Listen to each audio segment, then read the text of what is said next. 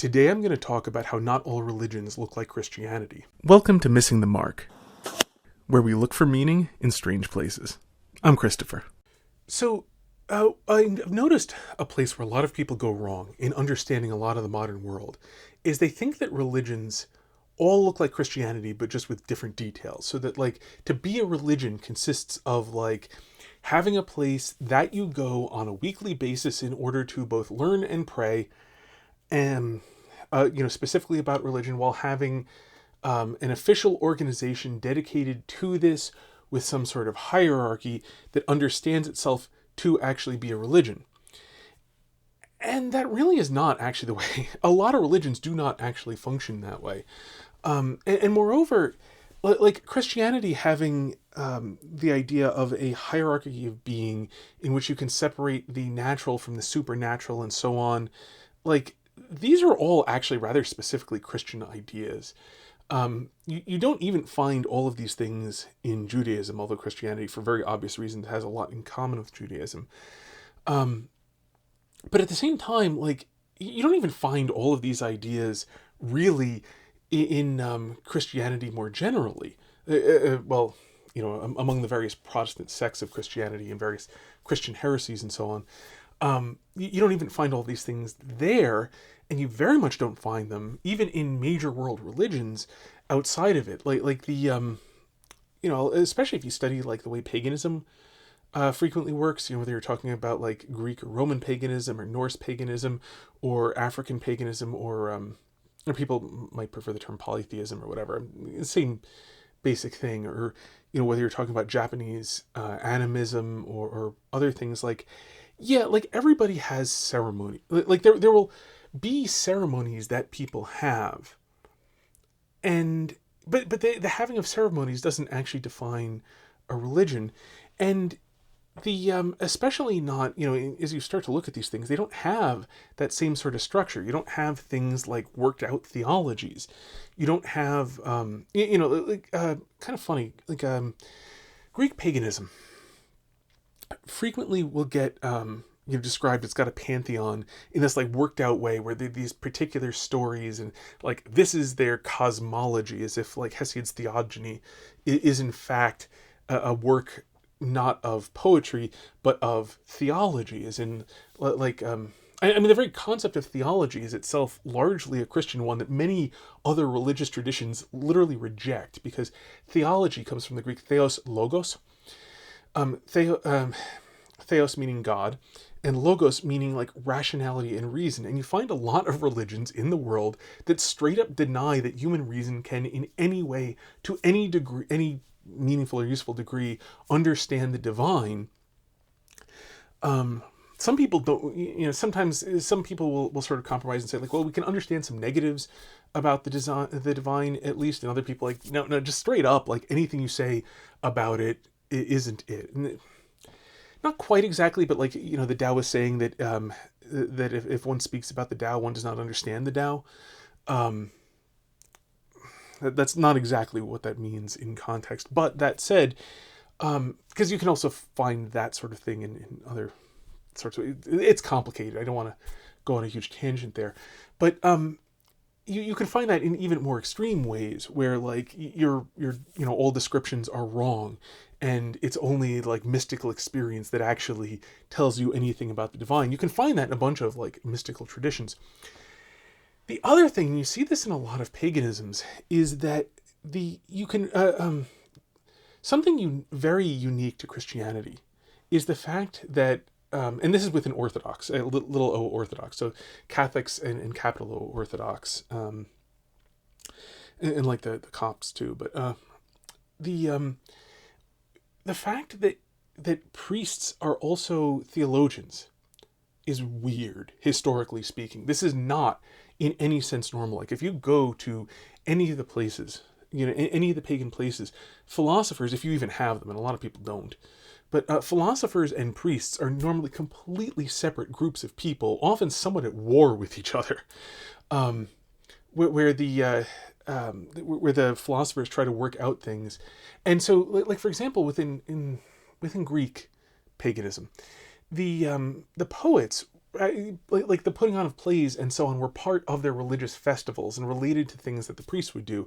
So like, as part of the religious ceremonies, they do things like put on the plays by the poets. And then you have the philosophers like Socrates saying that like the poets are obviously speaking raving nonsense. All the things they say about the gods can't possibly be true of them, not even a little bit.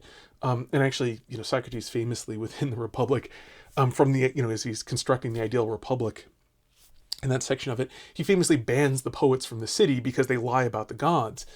And now, again, it's complicated, and I don't want to go down that route. Don't take that as like a complete description of what's going on, or that it was entirely literally meant in exactly its way, etc. Okay, but the point is, the war between the philosophers and the priests was alive and well in ancient Greece, and you can easily see this. Some, didn't hide it so well, like Socrates, who was killed for impiety. Some hid it much better, like a lot of the Stoics, were much better at hiding it and sort of like obfuscating their meaning so that the priests would be happy with them. Christianity is weird in that priests will actually be philosophers and theologians, and the high priests, the bishops, study theology, in theory more than the priests. And that theology is worked out by the priests is a very, very historically and by the norms of the world, weird thing going on here. That isn't in no way normal in terms of how people usually carry out their religions. And so if you look at like, what did a Greek pagan understand his religion to be? Well, I can tell you it was not the way the Greek philosophers understood it, because the Greek philosophers specifically hid out in their gardens talking to each other and kept away from the prying ears, for the most part, of ordinary people, because like it wasn't healthy to be around them, and they weren't interested anyway, and they're liable to misunderstand you, and they could be dangerous. So for like every possible reason, you did philosophy in your own private gardens, teaching your students who came to you to learn. You got to, you get a reputation. You'd share a little bit here and there because like you needed to live and so on. But like you kind of kept away from them, and they weren't very interested in you either. And so I can tell you that it was not in any sort of worked out sense as if they had a theology in the way there is Christian theology. Like there was nothing within Greek paganism or Roman paganism or Norse paganism or African paganism or Chinese or Japanese, on and on. You don't find anything like the Nicene Creed. For those who don't know, the Nicene Creed is something Catholics, we recite at Mass on Sundays. And creed from credo, the first word of it is credo, I believe. I believe in God the Father Almighty, creator of heaven and earth, and of all things visible and invisible, and in one Lord Jesus Christ, his only begotten Son, born of the Father before all ages, begotten, not made, consubstantial with the Father, through him all things came to be, etc. This is a statement of theology that literally the entire populace is supposed to recite every Sunday. It is carefully worked out theology. I mean, many of these words have very technical definitions, like consubstantial is a word that basically only exists for this purpose, where it doesn't get used in any other context. So you have to come to learn what this word means, even just for saying this. And things like begotten, not made, like making that sort of fine distinction there as a thing that is not just like this rarefied thing for the few weirdos who, philosophers who care, but literally it's a thing that the entire populace, as we come to Mass every Sunday, that we all say together. That is historically really, really weird. Really very strange. Okay, so my point is not really about how very strange Christianity is. My point is really about how outside of Christianity, religions are vastly more wishy-washy, are much, much less well-defined, that they have various contours and features. They don't all have the same contours, they don't all have the same features. And so when it comes to like what did a Greek pagan believe? Like, well, you attend the ceremonies that everyone does. I mean, this kind of the same way that you find in modern America atheists celebrate Christmas. Does that make any sense? No, but like everyone takes part in the same ceremonies because like that's a thing that human beings do, because we're just ceremonial creatures, and you will never find human beings who don't have ceremonies of some kind, both great and small. Like you begin your day with something. Like when people come together, they do something to indicate like, okay, we're all supposed to pay attention right now. Even if it's just like knocking on the microphone saying, is this thing working? Hello, that's still a ceremony. It's a very small ceremony, it's a very contracted one, but it's recognizable to everybody. And we need these things because we are ceremonial creatures. So you always find some amount of ceremony, even in completely secular contexts. How much ceremony do you find in religious contexts? Varies tremendously. But the ancient Greeks would have, taken part in their ceremonies. By the way, the distinction between the secular and the religious is itself a Christian distinction. Most people don't really have that, kind of following, not exclusively, but largely, from when they came to Jesus and asked him, is it, teacher, give us your opinion, because you don't, a bit of flattery in the beginning, and then trying to catch him out, saying, is it lawful to pay taxes to Caesar or no? Because they're trying to catch him on the horns of a dilemma. And his response was, show me the coin you pay the taxes with. And they presented him the Roman coins. Whose head is this? And he said, well, Caesar's head. And whose inscription? It was Caesar's. And then Jesus replied, then give to Caesar what is Caesar's, and give to God what is God's. And to some degree, this is the introduction of the concept of the distinction between the secular and the religious, that there's a proper natural order wherein people are directed, and there's a hierarchy that in some sense terminates with it in itself, and that that it does exist within the larger context of a more important hierarchy, but that it is an actual legitimate hierarchy on its own. That in itself is largely a Christian idea. The separation between the religious and the secular, you don't really find elsewhere. Not generally, not until Christianity introduces this idea. Anyway, you find it within Christian heresies like Marxism, incidentally, but they got that idea from Christianity. Anyhow, they would have definitely some of the superstitious aspects, like you pray to the gods for a good harvest and for good fortune and so on. You'd use the gods to help make sense of the world, not in the sense of being bad science, but rather of helping to describe the structure of reality, and to a large degree. Actually, the funny thing is I've got a video all about this. I'll try to remember to link it. I probably won't remember, so if you could remind me in the comments, that would be very helpful. But a video about the crazy atheist creation myth for religion. But the idea that religion is bad science is stupid. It's actually largely, if anything, largely a rejection of science. That when you personify a thing, you're saying that it's outside of your understanding, it's outside of your ability to describe its nature. Because a person does things that you can't expect and can't control and can't predict. So to personify nature is to say that it's outside of your ability to understand it and to control it. It is not to say that, it's not to produce an explanation or a model for how it works. So there are various things like that, but they're all kind of not very well defined, because the average Greek pagan would not think about, he wasn't a philosopher, he wouldn't think these things out clearly. He just sort of lived them and dealt with them and wasn't very consistent about them, using them, because all human beings have religious impulses, and so as they satisfied in the moment and so on, as he was shaped by his culture. Okay, so taking this out of, more ancient contexts into the modern world, as you're seeing, as more and more people have grown up without, with Christian influence, but without any very direct Christian influence, you are seeing sort of a religious vacuum into which a great many new religions are springing.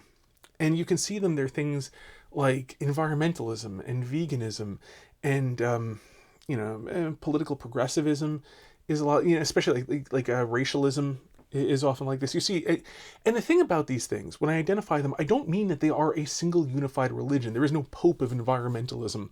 There is no collection of bishops who were ordained by the environment when the environment established its church, and then these people, through the laying on of hands, have passed on their apostolic authority when the environment sent them forth to baptize all nations in the name of rivers and mountains and forests or whatever. There's nothing like that. When I say that environmentalism is a religion, I don't mean that it is Christianity with the serial numbers filed off, or Christianity where you just swap out a nameplate. I mean that it is taken up as a religion. It is used to satisfy the religious impulses of the people who are doing it. It is used as a substitute for the religion they don't otherwise have, the much better religion they don't have. And so they treat it in a religious fashion. They help to use it to explain the world. They help to use it to give them a purpose within life. They sort of devote themselves to it in a limited and not always... I mean, pagans generally were never very honest about their devotion to their religion. There are exceptions, like the cult of Cybele, Cybele, where people castrate themselves with a sword and stuff. Like they're fairly committed.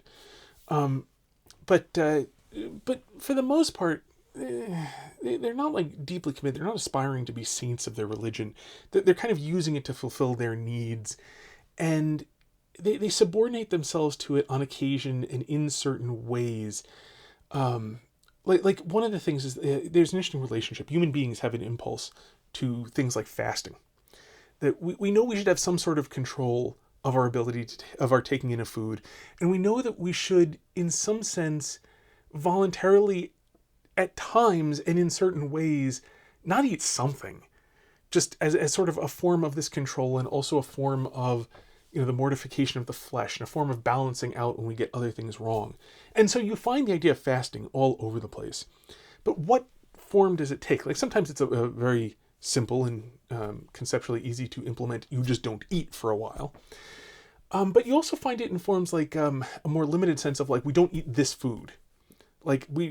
This food is off limits for me, even though I would like to eat it, and even though it tastes good, I'm not going to eat it, because in this way I'm giving up something, I'm making some sort of sacrifice.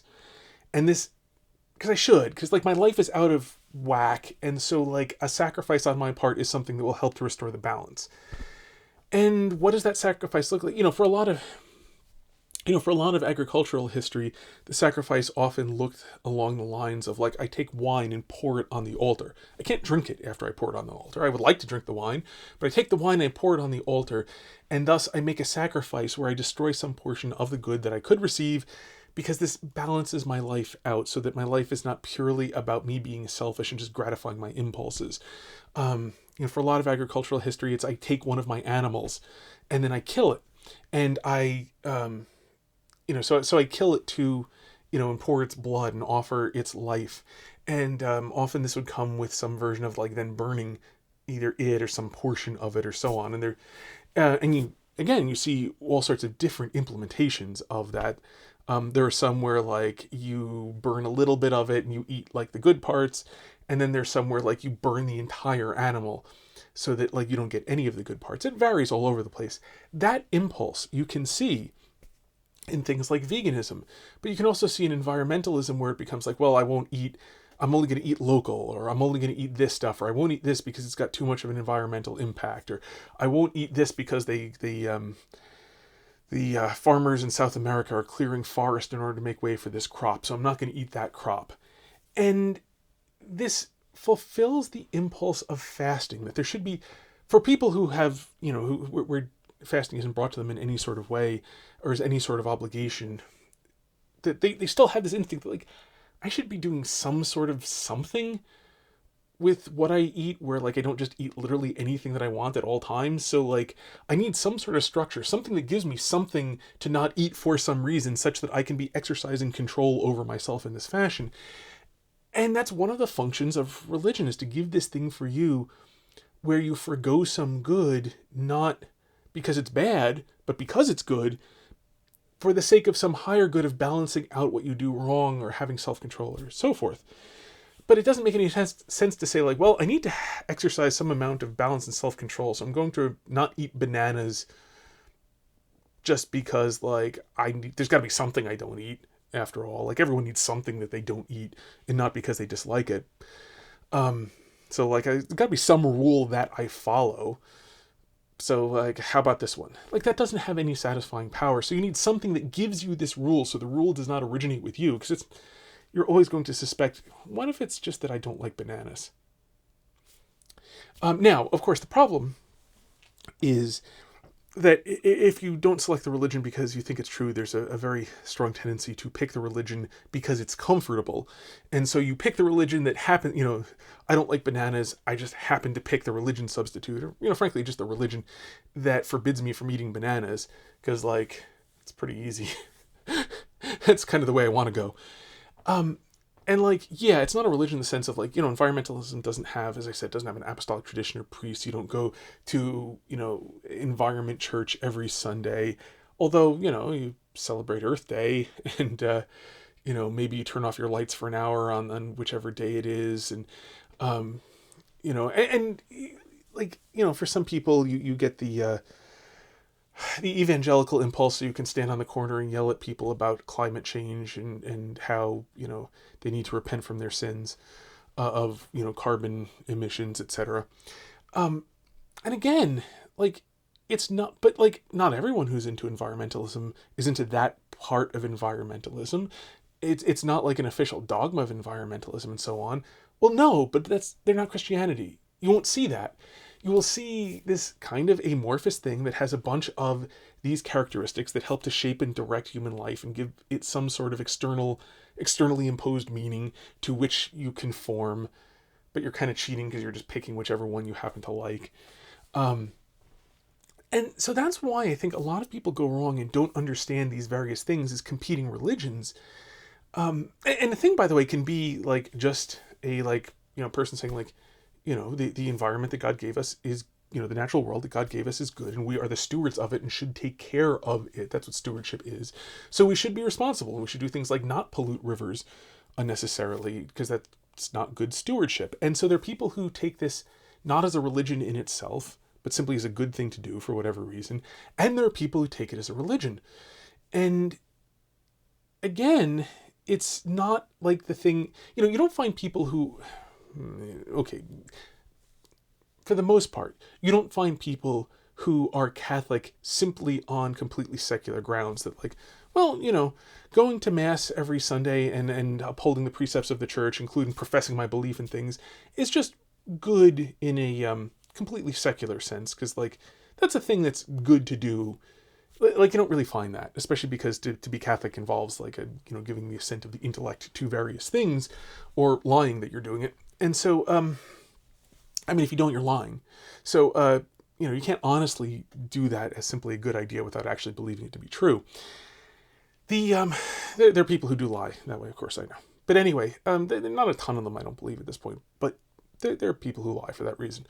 Anyway, the point here is that there are all of these things that you can see. Like, there's a vegan figure called That Vegan Teacher that my boys like to watch and make fun of. And I was talking with my 12-year-old son and pointing out that, like, this is just her religion substitute. This is, basically, to her, veganism is just a religion. And that's why she holds to it in the religious fashion that she does, and why she doesn't hold to it as, like, simply a considered prudential judgment, because it's not a considered prudential judgment. She doesn't just want to get out of veganism the maximization of, some particular good balanced among, the maximization of the properly balanced goods of this among many. That's not what she's there for. She's there for it to fulfill her religious impulses, because she's an atheist, and she doesn't have another outlet for her religious impulses. So the way she gratifies her religious impulses is through veganism. And that's why I say just religion. I don't mean that religions are small things. I mean that it is a religion and not a considered prudential judgment. Just that it's exclusive of being the considered prudential judgment. Whereas there are vegans who do it because it's a considered prudential judgment. But, like, if the evidence shifted, or your conditions changed or whatever, then their judgments are changed. Like, I know of vegans who, for example, they're vegan because they hold it like factory farming's immoral, but they'll support small farms and they'll go hunting themselves because they consider that to be entirely within the realm of prudential judgment. You can also find certain religious orders that are vegan, not on grounds that this is in any way better, or there's anything wrong with the killing of animals for the eating of meat, but rather they're vegan as a penitential exercise, that they forgo all of these good foods so that they mortify the flesh and take this upon themselves. And again, this is, just a prudential judgment. She's nowhere near these things. For her, it's a religion. So, it may have in common some aspects of like the penitential exercise, because on some level, everybody knows they're a sinner and that there's something wrong with them that needs to be balanced out. And so there's always some impulse towards some sort of penitential something, to give up something. And also similarly to have something outside of yourself that imposes something on you to which you conform, because everybody knows that they're contingent and therefore they don't actually create reality themselves, entirely out of themselves. They don't actually create values. They need to be given something because they did not make themselves. And so on some level they know this, even though many people actively deny at least implications of it. And so again, you see all of these various religions that are very poorly defined and don't have most of the elements of Christianity. They don't recite a creed. They don't, they don't go to, church on Sundays or Saturdays or Fridays or whatever. They don't do those particular things. They don't think of themselves as, the first church of veganity. They are much more traditionally religious, which is kind of a weird sort of, usually frankly half-assed, odd amalgamation of not thought out things that's just kind of reacted to in the moment, acting on those impulses that people know that like they need something greater than themselves outside of themselves. And so like this is the, they pick the thing, or sometimes the things. You can belong to more than one of these. One of the things about ancient pagans, if you look at them, is they're very syncretic, where you have your gods, other people have their gods. That's cool. You might even possibly like no harm in like that god that you have that you pray to a lot. Maybe once in a while just like burn a pinch of incense to them, kind of hedging my bets, or I kind of like that, or whatever. If you look at like the actual ancient pagans, they were very syncretic in that fashion. Sometimes they'd identify it. Like if you read Herodotus, in his journeys through places, he would say like, okay, and here they call Zeus this, and they call Hermes that, and they have this other god they call whatever, and they don't actually worship Hercules here. And so like it was very much is just a syncretic sort of mindset. A syncretic meaning to synthesize, to bring together, to make something out of multiple pieces. Bring it together into a whole, as opposed to like I'm right and you're wrong, or you're right and I'm wrong. Syncretism is like, let's just like take the parts we like out of both and meld them together into one thing. And so if you look at the modern world, what you see is culturally speaking, the culture war is primarily a religious war, where you have all sorts of different religions, like the nationalists are they've turned the nation into a religion, and the various flavors of racist have turned race into a religion, and environmentalists have turned environment into a religion, and vegans have turned veganity into a religion, and so on, and so it goes. Like you find politics that have become a religion, etc. And why are there so many different religions, and they're so poorly defined, and some people are in both? Like you can't be Catholic and Muslim. You can't be Catholic and Buddhist. You can't be Catholic and Hindu. You might be able to be like Hindu and Buddhist, sort of. But Christianity is very exclusive, because it actually is philosophical, and it insists very strongly on things like there's the truth, and the truth matters, and the principles of non-contradiction, and that human reason actually can grasp important things, and so on, in a way that like religions that don't have that exclusivity, because you need a system wherein you hold that things are rationally intelligible, and that the principle of non-contradiction really is a universal principle, and so on, in order to have that sort of exclusivity. So without that particular sort of aspect of theology, you can be in 2 or 3 religions, and it's not a problem. You can be a vegan and an environmentalist, and you burn a pinch of incense to the earth on Earth Day and turn off your lights on whichever thing that is where you turn off your lights for a while, you know, and and also eat vegan. And you can even become syncretic, where like you can say that you eat vegan because factory farming of vegetables is supposedly so much better for the environment than is grazing cows on the prairie. And many cows are grain fed, and that does have its issues. Although, again, even there, if you look into the details, grain for human consumption and grain for animal consumption is not at all grown in the same sort of way and on the same sort of land. So there's a ton of stuff, the so-called cow corn, for example, where it is not fit for human consumption, but it's plenty fine for cows. And it would be much more difficult to grow corn fit for human consumption on the same land. So it's not actually in the same... Anyway, whatever. I'm not here to debunk veganism. The point is, you can mix them, you can even syncretize them and say that, like, I'm a vegan for environmentalist reasons, or I'm an environmentalist for vegan reasons, or what have you. And you often will see this sort of syncretism where, like, the true way to be, the true way to be a racist is to be a vegan, or the true way to be a vegan is to be a racist, depending on which way you're trying to bring people.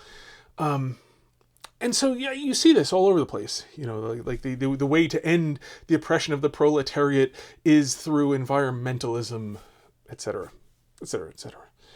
I don't want to get bogged down in the specifics more than I already have. Hopefully, I've given enough that I really illustrate the point that, like, these things are all religions, and what's going on is really the fighting of religions here.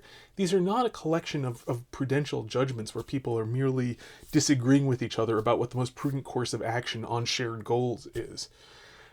These are people who are being religious and are seeking these things as their religion, adhering to them as their religion, and do not want these things taken away from them, because a human being bereft of all religion is a miserable, miserable creature. It doesn't actually help that much to have the wrong religion, but that said, it still, to some degree, feels better than having none.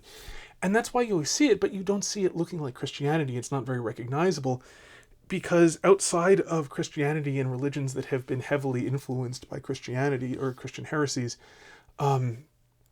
Judaism, by the way, is completely special. I'm just not describing it here, and Islam is basically Christian heresy. Historically speaking, if you look at its actual genesis, it was came up in a place with Christians, and Muhammad's uncle who encouraged him, and it was Christian, etc. So, anyway, the point being that outside of those exceptions, religions are shadowy, ill-defined things where, in some sense, there are as many religions as there are people who are in them. Sometimes there are several religions per person. Veganism can mean different things to the same person on different days, frankly, because it's not thought out, it doesn't have an official creed, etc. It doesn't look like Christianity.